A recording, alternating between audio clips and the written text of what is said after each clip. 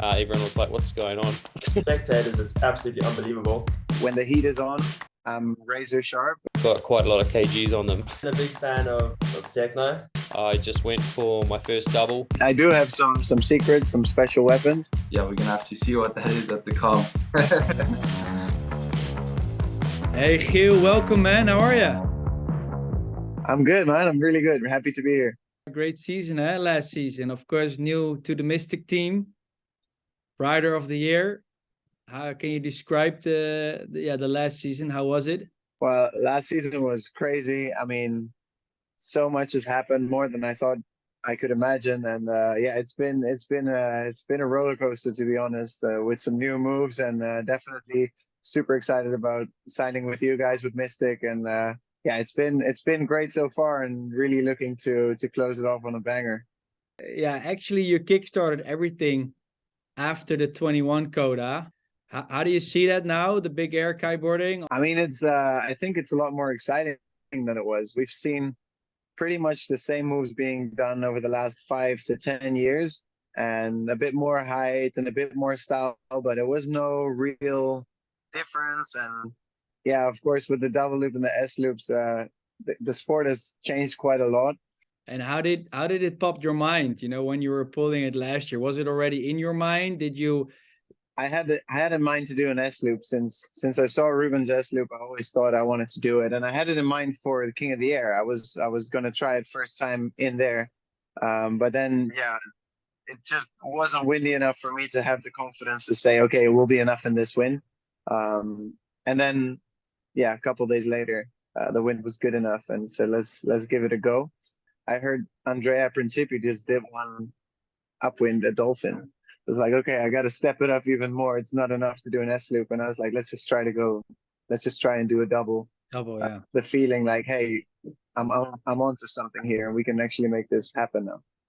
Do you feel there's a difference with pressure and this being, let's say, the Super Bowl of kiteboarding? Obviously, last year there was no pressure on me since nobody was expecting anything of me. So that was pretty nice. But I think I usually perform a lot better when I have a lot of pressure, because it makes me just sharpen up. Yeah. And yeah, King of the Air is the biggest by far. It's just such a huge competition, and it's the one that everyone wants to win more than anything in the world. And yeah, it's one of those competitions where you do really have to look while the comp is going on to see what's scoring really well, because it is a show, so they do want to see you. Yeah, they do want you to get them on the tip of your seat, and it doesn't have to be the most technical trick, but it just has to look explosive and be explosive, and it's exciting. I like the format. But you do have to have a good look on what's scoring and what's not, and just adapt your plan accordingly. I think I heard Jesse Richmond say it in a podcast the other day, where he said, there's always, back like 5 years ago until last year, there was always like a top five that you could pretty much expect there to be, maybe one wild card. And I think this year, honestly, there's 10 guys who could win it. And that is definitely super exciting. And that's why it's so important to really keep an eye out on what's scoring, and adapt to your game plan. Yeah, the winner probably needs to come up with something special. Do you have some secret or special weapons under your belt?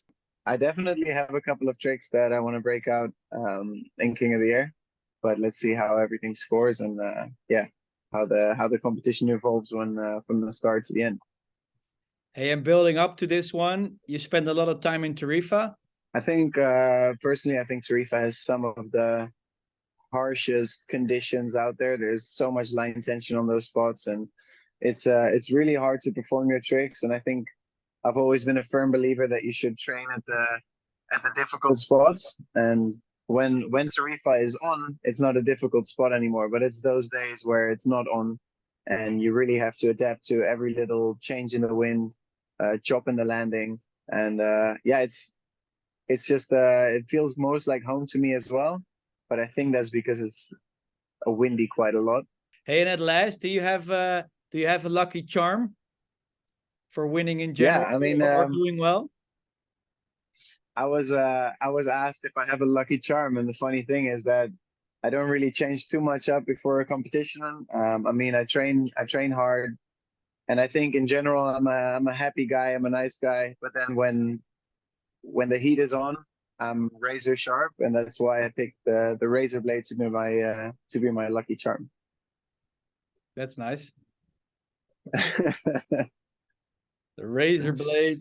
So the razor blade in your corner. Well, Giel, we're gonna follow you, of course. I want to wish you the best of luck. Gonna see you soon, and let's see if it brings you the title. Thanks so much for the chat, and I'm looking forward to see you again. Thanks, mate. See you soon. Bye. See ya. Ciao.